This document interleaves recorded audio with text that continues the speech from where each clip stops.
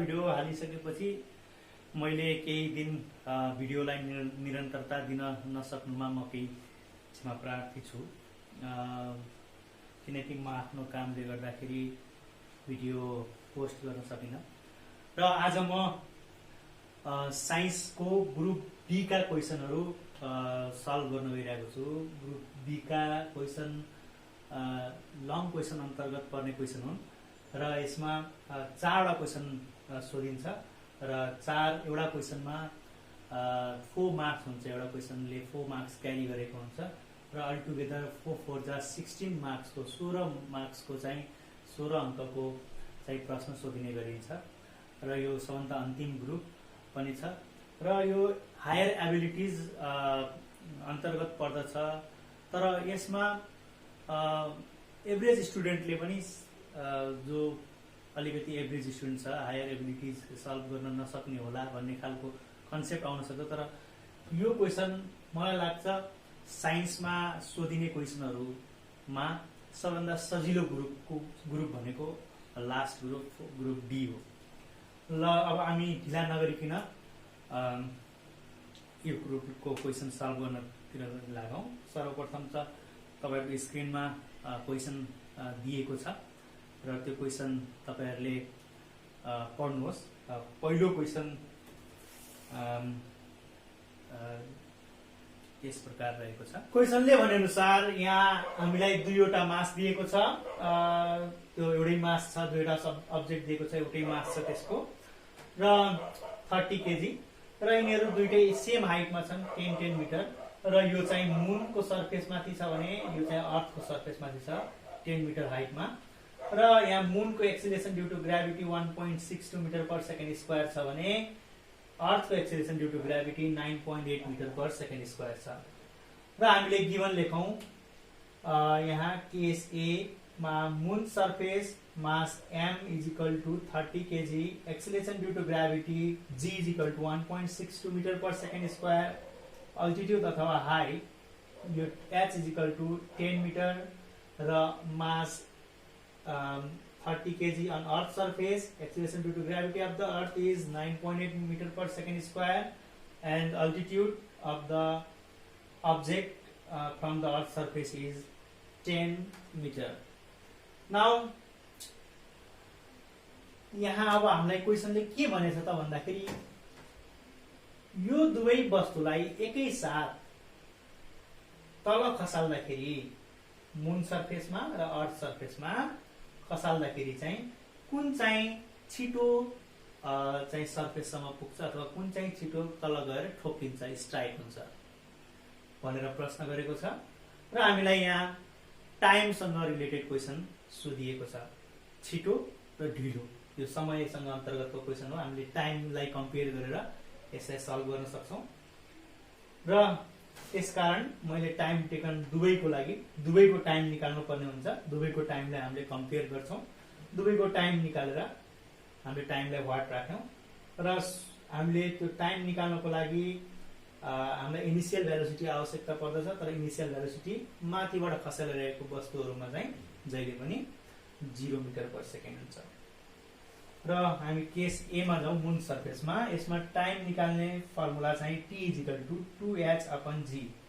अब यो यदि माथिबाट तल खसाल्दाखेरि यो कन्डिसन हो, खास h = ut + 1/2gt² हुन्छ र यहाँ इनिशियल भेलोसिटी अलरेडी 0 भएको हुनाले 0 * t + 1/2gt² h भनेर h =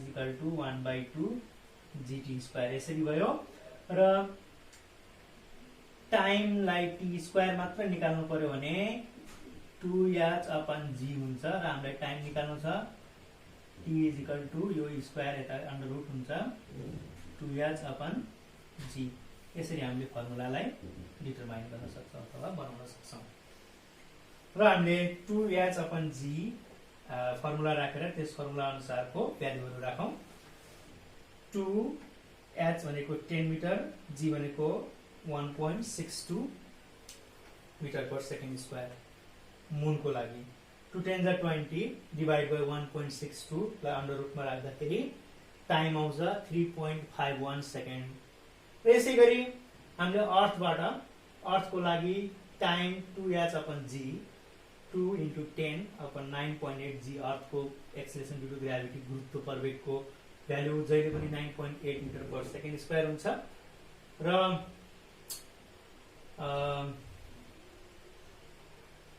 यहाँ चाहिँ 1.42 सेकेन्ड आएको छ। 1.42 सेकेन्ड चाहिँ हामीले यसलाई सल्भ गरेर निकाल्यौं। र अब यसलाई हामीले कम्पेयर गरौँ। कम्पेयर गर्दाखेरि मुनमा खस्न लाग्ने समय 3.51 सेकेन्ड छ भने अर्थमा खस्दा लाग्ने समय 1.42 सेकेन्ड छ। अभियसली अर्थमा चाँडै खस्यो। किनकि अर्थमा खस्नको लागि यसले कम समय लगायो। देयरफोर मास बी, यो मास बी को अथवा mass be strikes on the, अथवा मास भन्दा पनि हामीले अब्जेक्ट अथवा अब्जेक्टको कुरा गरौँ। Object B strikes on the ground faster.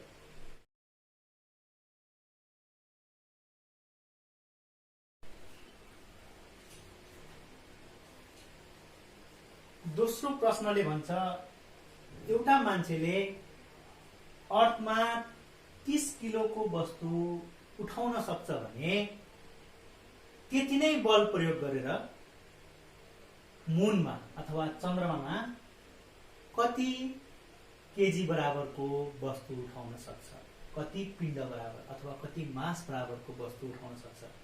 यहाँ अलिकति हामीले ध्यान दिनुपर्छ। यो फर्मुला हेर्दाखेरि लाग्ला वेट त बराबर हुँदैनन् भन्ने जस्तो यो, किनकि वेटको फर्मुला W1 = Wm = We भन्ने भयो। यहाँ weight on the moon = weight on the earth. यो वेट त varies from place to place भनेर हामीले पढेको छौँ। तर यहाँ क्वेसनले के भनेको छ, यदि त्यो मान्छेले जति पृथ्वीमा त्यो वस्तुलाई उचाल्न बल लगाएको थियो त्यति नै बल त्यसले चन्द्रमामा लगायो भने बल इक्वल, फोर्स इक्वल लगाइएको छ। Equal force, condition of equivalent weight अथवा इक्वल वेट युज गर्दाखेरि वेटलाई इक्वल देखाउनै पर्छ। अनि बल्ल हामीले मास डिफरेन्ट पाउँछौँ। वेट इक्वल भयो भने mass difference, otherwise mass is constant everywhere. So weight on the moon is equal to weight on the earth. Why? Condition of equivalent weight. That person applied same weight or equal amount of weight on the moon as well as weight on the earth. So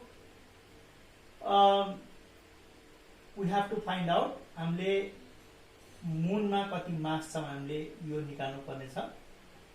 part दिएकै छ र जी अगाडि दिएकै given अनुसार 1.62 mass on the earth 30 KG, acceleration due to gravity on the earth 9.8। मुनमा कति mass निकाल्न सक्छ भन्दाखेरि यो यता डिभाइड हुन्छ। यसलाई हामीले सल्भ गर्दाखेरि 181.48 केजी चाहिँ उसले लिफ्ट अप गर्न सक्नुहुन्छ। अब यहाँ 30 किलोको वस्तु अथवा 30 किलो पिण्ड भएको वस्तुलाई पृथ्वीमा उचाल्न लगाउने बल बराबरकै बल प्रयोग गर्दाखेरि चाहिँ चन्द्रमामा त्यही व्यक्तिले 181.48 किलोको वस्तु उचाल्न सक्ने रहेछ। Therefore, a person can lift 181.48 kg mass by applying some same amount of force. यसरी हामीले क्वेसनलाई सल्भ गर्न सक्छौं र यो 4 मार्क्सको क्वेसन लङ क्वेसन अन्तर्गत पर्ने भएको हुनाले क्वेसन अलिकति लामो नै हुन्छ एन्सर यसको। र हामी अब नेक्स्ट क्वेसनतिर जाउँ। नेक्स्ट क्वेसन फेरि तपाईहरुको स्क्रिनमा छ। क्वेसन राम्रोसँग पढ्नु होला।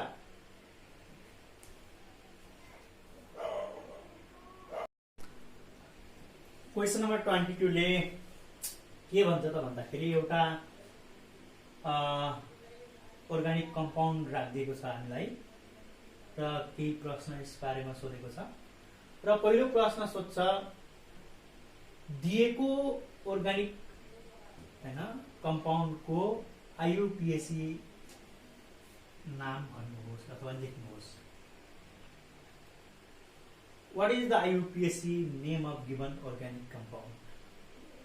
अब हामीले यसको नाम कसरी थाहा पाउने त, र यो कुन ग्रुपको हो त्यो पनि थाहा पाउनुपर्छ। यसपछिको क्वेसनको एन्सर छ। यसलाई अब हामीले थाहा पाउँदाखेरि चाहिँ कसरी थाहा पाउने भन्दाखेरि यो OH OH OH भन्ने राखेको छ। OH एउटा अल्कोहल अन्तर्गत पर्ने ग्रुप हो, हाइड्रोक्सिल ग्रुपको अल्कोहल अन्तर्गत। अब हामीले यहाँ OH देख्ने बित्तिकै यदि कार्बनसँग OH बोन्डिङ भएर आएको छ भने यो अल्कोहल ग्रुप भित्र पर्छ भनेर सम्झनु। तर तीनवटा कार्बनले, प्रत्येक कार्बनले आफूले एउटा एउटा हाइड्रोजनको सट्टामा हाइड्रोक्सिल ग्रुप राखेको छ भने यो तीनवटा हाइड्रिक अल्कोहल हो। त्यही भएर यसलाई प्रोपेन 1 2 3 ट्रायोल अर्गानिक कम्पाउन्डको भनेर सेकेन्ड क्वेसनले सोध्छ। It is kept in hydroxyl group in organic compound. यो हाइड्रोक्सिल ग्रुपमा राखिएको छ। थर्डमा यसमा रहेका तीनवटा हाइड्रोक्सिललाई हटाएर तीनवटा हाइड्रोजन थप्दाखेरि चाहिँ कुन कम्पाउन्ड बन्छ त भनेर क्वेसन सोधेको छ। र हामीले यसको पहिला OH लाई हटाइदिउँ र यहाँ हामीले EH राख्दिउँ। हेर्नु त यहाँ अल्केन ग्रुपमा पर्ने भयो, किन सबै सिंगल बोन्डेड छन् र प्रत्येक कार्बनले 4वटा बोन्ड क्यारी गरेको छ। र यो अल्केनमा 3वटा कार्बन भएको हुनाले यो प्रोप, र अल्केनको लास्टको सफिक्स चाहिँ ए यानी प्रोपेन भन्ने बनेर चाहिँ propane is formed when 3 OH are replaced by 3 HCl, अथवा तीनटा हाइड्रोजनलाई, तीनटा हाइड्रोक्साइडलाई तीनवटा हाइड्रोजनले रिप्लेस गर्दा त्यो प्रोपेन बन्छ। र लास्ट क्वेसन छ। सबै क्वेसनले 1-1 मार्क्स क्यारी गर्छ, यति पनि बुझ्नु होला। यसले चाहिँ सायद 0.5 मार्क्स क्यारी गर्छ, र यसले पनि 0.5, यसले 1, यसले 2 मार्क्स क्यारी गर्छ। 0.5 0.5 1 2 4 मार्क्स हुन्छ। अब यसलाई चाहिँ फलफुल अथवा फुड प्रोडक्ट्सहरुमा, खाद्य वस्तुहरुमा प्रयोग गरिनुको कारण के हो त भनेर प्रश्न सोधिएको छ। र पहिलो कारणलाई हामीले यसरी, पहिलो कारण ए नम्बरमा, it preserve food from drying out. फ्रुट्सहरुलाई सुक्न अथवा जुन हामीले स्याउहरु अथवा कुनै पनि फ्रुट्सहरुलाई त्यतिकै राख्यो भने केही दिनपछि यो सुक्छ, किनकि बाहिरबाट घामले गर्दा त्यसको भित्रको नमीपनालाई चाहिँ, भित्रको पानीलाई चाहिँ यसले सोसेर यो सुक्खा गराइदिन्छ। त्यसैले यदि हामीले ग्लिसरिन अथवा ग्लिसरिनलाई हामीले हाल्यो भने त्यो फ्रुटको ताजापन रहिरहन्छ। त्यसैले हामीले फ्रुटलाई प्रिजर्भ गर्नको लागि पनि हामीले ग्लिसरिन युज गर्छौं। र फुड प्रोडक्ट्समा स्वीट फ्लेभर ल्याउनको लागि पनि हामीले के गर्छौं त, ग्लिसरिनलाई युज गर्छौं। These are the 2 reasons. Question number 3 तपाईको स्क्रिनमा छ, 23 स्क्रिनमा छ। एकचोटी क्वेसनलाई फेरि एकचोटी पढ्नु होला। ओके, 23 नम्बर क्वेसनले के भन्छ त भन्दाखेरि, स्टेट मेन्डल्स ल अफ इन्डिपेन्डेन्ट असर्टमेन्ट। यो नयाँ कोर्स अनुसार यसको लको चाहिँ हामीले क्रसिङ चाहिँ गर्न पर्दैन, किनकि यो नयाँ कोर्समा हटाइएको छ। ललाई चाहिँ राखिएको छ, ल बुझ्न पनि जरुरी छ। र यो मेन्डल्सको थर्ड ल हो। It is the third law of Mendel.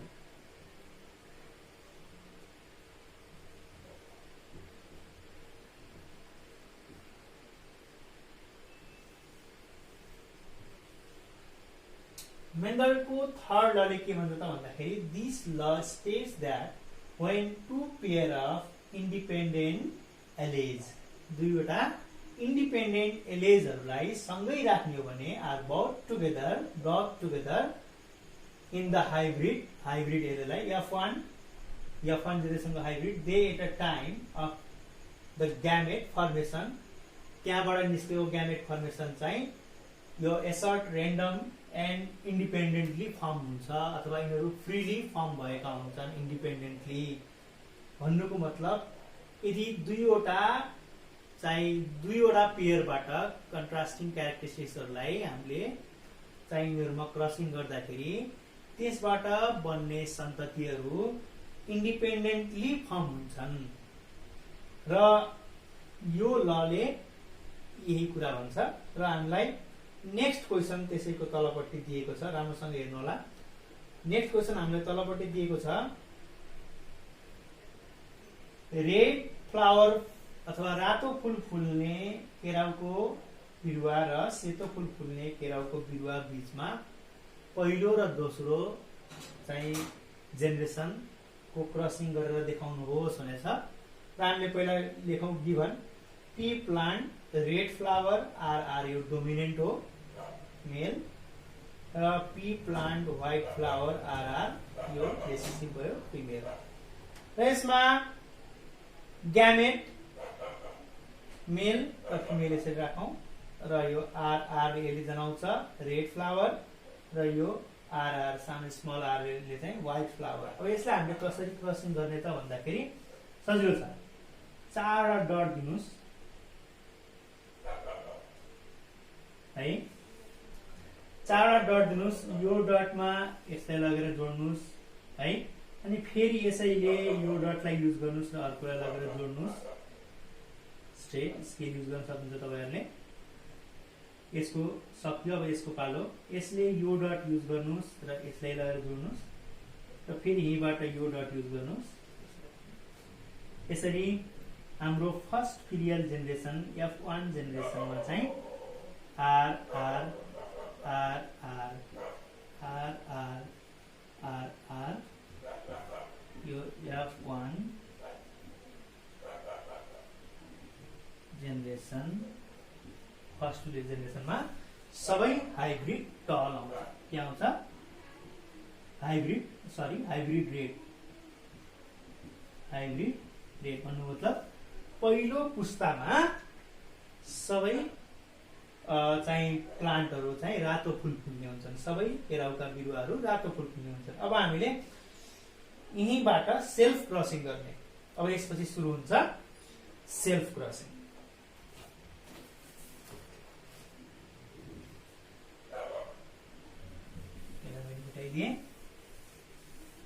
यसपछि चाहिँ सेल्फ क्रसिङ सुरु हुन्छ र यसमा दुईवटा पेयरलाई जोडीलाई दिने, दुईवटा यसको एले यो हो, यसको एले यो हो, दुईवटा जोडीलाई क्रोमोजोमलाई दिने। यहाँ आर आर आर आर। अब यहाँ यिनीहरू पनि ग्यामेटै हुन्।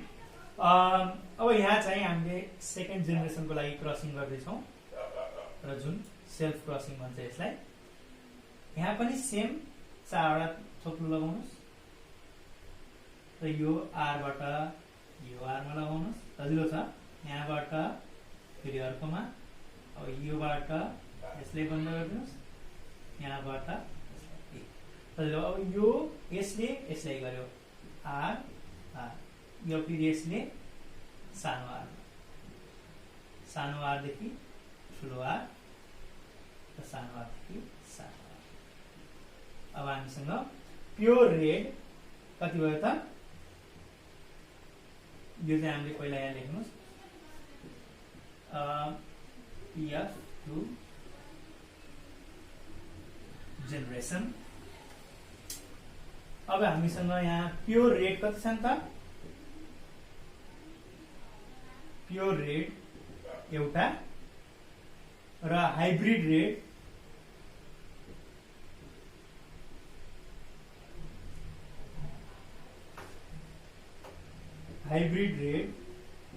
दुईटा प्योर ब्ल्याक एउटा। अब यसरी F1 जेनेरेसनमा फिनोटाइपिक रेसियो चाहिँ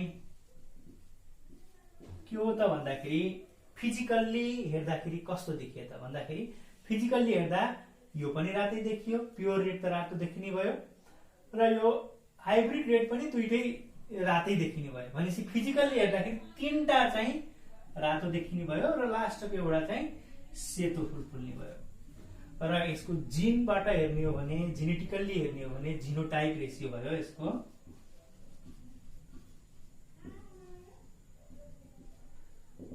जिनोटाइपमा हेर्नु यहाँ मैले बनाइदिएकै छु। प्योर रेड कतिवटा, एउटा प्योर, त्यसपछि हाइब्रिड दुईटा, त्यसपछि प्योर व्हाइट एउटा। यसरी हामीले फिनोटाइप र जिनोटाइप रेसियो लेखेर यसलाई सल्भ